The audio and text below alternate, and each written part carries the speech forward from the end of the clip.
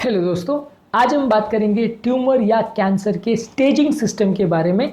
अलग अलग केसेस में जब भी किसी व्यक्ति को ट्यूमर या कैंसर होता है उनकी स्टेजिंग की जाती है और उसके हिसाब से जज किया जाता है कि किस स्टेज की बीमारी है और उसके हिसाब से कितने मरने या बचने के चांसेस है पेशेंट के, ट्रीटमेंट स्ट्रैटेजी क्या होगी, ये सारी चीज़ों के बारे में बात की जाती है।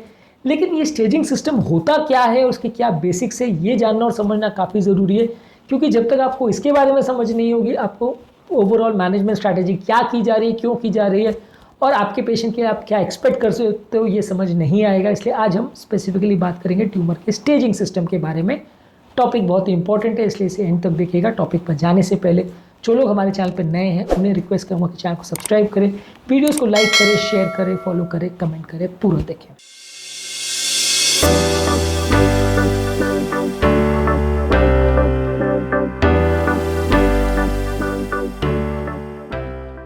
आज के टॉपिक में American joint committee on cancer यानी AJCC और union for international cancer control यानी UICC का दिया हुआ क्लासिफिकेशन सिस्टम यानी TNM स्टेजिंग जो सबसे ज़्यादा इंटरनेशनली यूज़ होता है उसके बारे में हम बात करेंगे।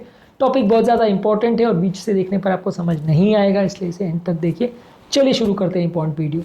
TNM स्टेजिंग सिस्टम में 3 चीज़ें इन्वॉल्व होती है, ट्यूमर यानी T, N फॉर नोड्स और M फॉर मेटास्टेसिस।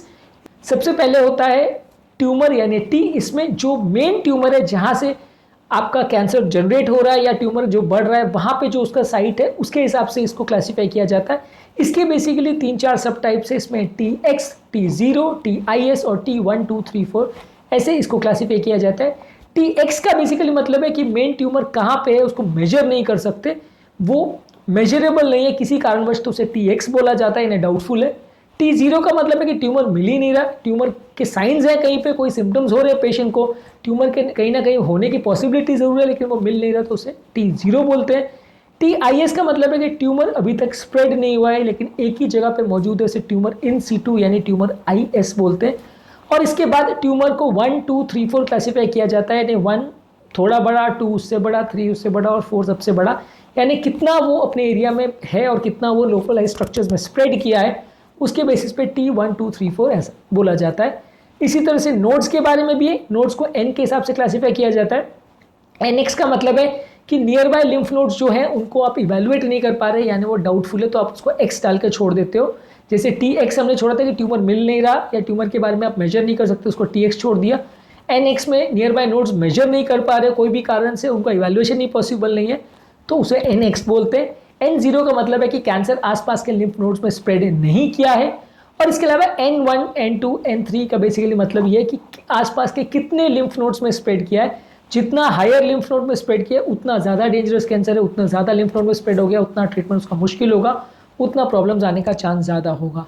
इसी तरह से मेटास्टेसिस यानी कैंसर शरीर में कितना स्प्रेड हो गया, इसको कैलकुलेट करने के लिए M वेरिएबल यूज़ करते हैं। इसमें MX का मतलब है मेजरमेंट मेटास्टेसिस का पॉसिबल नहीं है, M0 का मतलब है कि डिस्टेंट मेटास्टेसिस नहीं हुआ है और M1 का मतलब है डिस्टेंट मेटास्टेसिस हो गया। इसमें एक ही ग्रेडेशन है, इसमें 1, 2, 3 नहीं आता, मेटास्टेसिस हुआ है या नहीं है इसका 1 और 0 ऐसे बोला जाता है। अगर नहीं हुआ है तो 0 और हो गया है तो M1, नहीं हुआ है तो M0 और पता नहीं चल पा रहा है तो MX।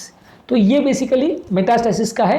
ट्यूमर के क्लासिफिकेशन में N0 to N3 तक जाएगा, नोड्स के क्लासिफिकेशन में N0 to N3 तक जाएगा, मेटास्टेसिस की क्लासिफिकेशन में M0 to M1 जाएगा।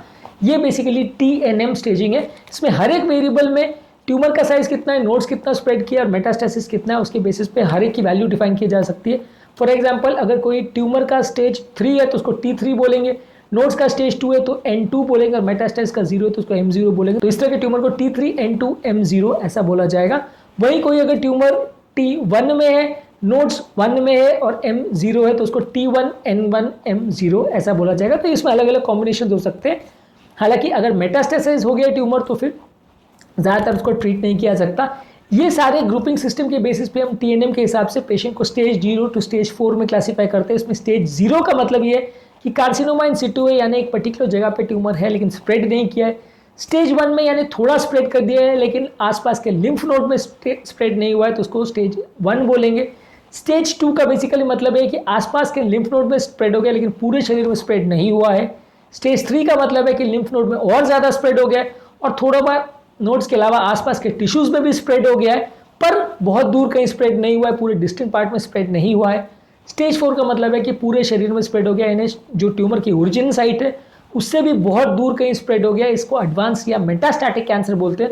और ज़्यादातर किसी व्यक्ति का अगर स्टेज 3 या स्टेज 4 वाला कैंसर है तो उनको बचाना ज़्यादा मुश्किल है। स्टेज 0 और स्टेज 1 वाले कैंसर में ज़्यादातर लोग को बचाया जा सकता है। स्टेज 2 स्टेज 3 की तरफ जैसे जैसे गाड़ी बढ़ते जाती है बचने के चांसेस कम होते जाते हैं। इसके अलावा और कुछ स्पेसिफिक स्टेजिंग सिस्टम्स भी है, जैसे फीगो क्लासिफिकेशन सिस्टम जो कि गायनेकोलॉजिकल कैंसर में यूज होती है, और लिम्फोमा के केस में एन आर्बोर स्टेजिंग सिस्टम होता है। ये अलग तरह के स्टेजिंग सिस्टम्स है, इनकी डिटेल में नहीं जाएंगे।